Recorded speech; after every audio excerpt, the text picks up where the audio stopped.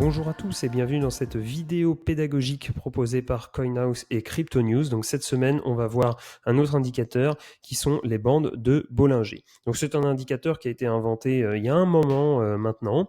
Il vous sert principalement à deux choses, à cadrer votre prix et à observer la volatilité du marché.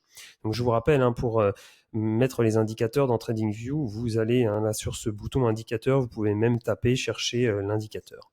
Donc, deux choses principales à observer sur les bandes de Bollinger qui sont un indicateur assez simple. Vous avez cette première ligne que j'ai mis ici en jaune, qui est la ligne centrale en fait des bandes de Bollinger, et c'est en fait une moyenne mobile 20 périodes, en tout cas par défaut.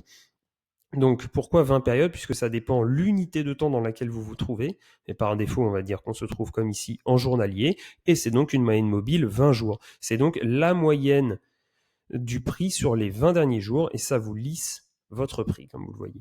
Et les deux autres choses, ce sont ces lignes ici qui sont en bleu-vert sur mon graphique et qui sont en fait les bornes des bandes de Bollinger. Et ce sont tout simplement des écarts types de cette moyenne mobile.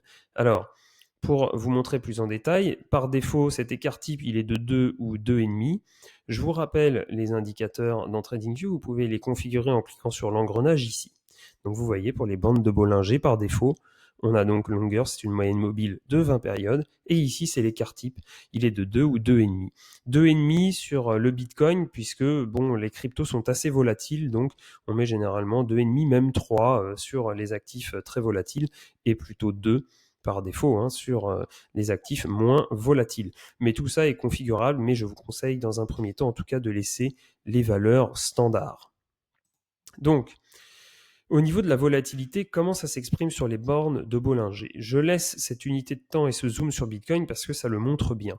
Quand on a peu de volatilité, comme sur le top de Bitcoin ici en février 2020, vous voyez que les bornes de Bollinger ont tendance, on dit, à se contracter, c'est-à-dire que les bornes hautes et basses se rapprochent entre elles et se rapprochent aussi de la moyenne mobile centrale, la moyenne mobile 20 périodes. Donc on a une sorte de couloir, ça forme un couloir qui se resserre et qui devient étroit.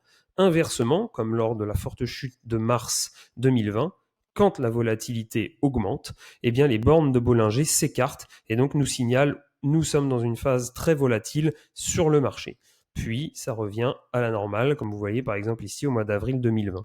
Donc c'est intéressant dans le sens où ça nous montre les phases de volatilité du marché. Et je vous rappelle, un marché, on ne maîtrise pas le timing, mais on sait que de toute façon, la plupart du temps, ça alterne entre des cycles volatiles et des cycles moins volatiles. Donc, des bandes de Bollinger resserrées, on dit aussi que les bandes de Bollinger se mettent à plat, c'est une expression, eh bien, nous indique que le marché est en train potentiellement de consolider, on a moins de volume, moins de volatilité, et on peut se préparer à voir tôt ou tard une nouvelle explosion de volatilité avec un prix qui sortira par le haut ou par le bas.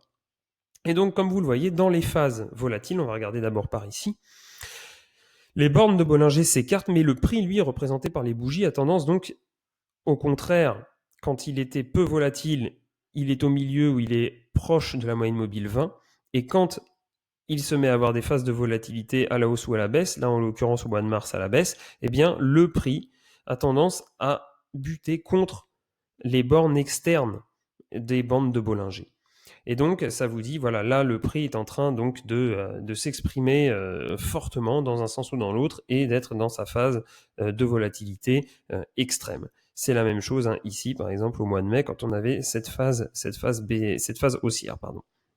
Donc, ne faites pas l'erreur, par contre, attention, quand on a ces phases de volatilité, eh bien, c'est pas parce que le prix vient contre une borne externe des bandes de Bollinger, en l'occurrence ici borne basse, qu'il faut acheter. Et inversement, c'est pas parce que le prix vient contre la borne haute de la bande de Bollinger qu'il faut vendre. Ça vous dit simplement justement que le prix est en train d'être dans une phase volatiles. Et justement, il faut penser inversement à cela. Alors, on ne sait jamais, hein, des fois le prix peut osciller, mais quand les bandes de Bollinger commencent à s'écarter, vous dites qu'on a un mouvement qui se met en place et vous pouvez accompagner le mouvement. Et généralement, le mouvement commence à cesser quand on a, comme vous le voyez, un retour vers la moyenne mobile 20 périodes. Donc voilà comment cadrer votre prix avec les bandes de Bollinger. Vous pouvez aussi vous aider des volumes avec ça que je vais activer. Généralement, un écartement des bandes de Bollinger coïncide avec, comme vous le voyez ici, une hausse des volumes, et inversement, une contraction des bandes de Bollinger coïncide avec un affaiblissement des volumes, ce qui nous montre bien ces alternances de cycles du marché.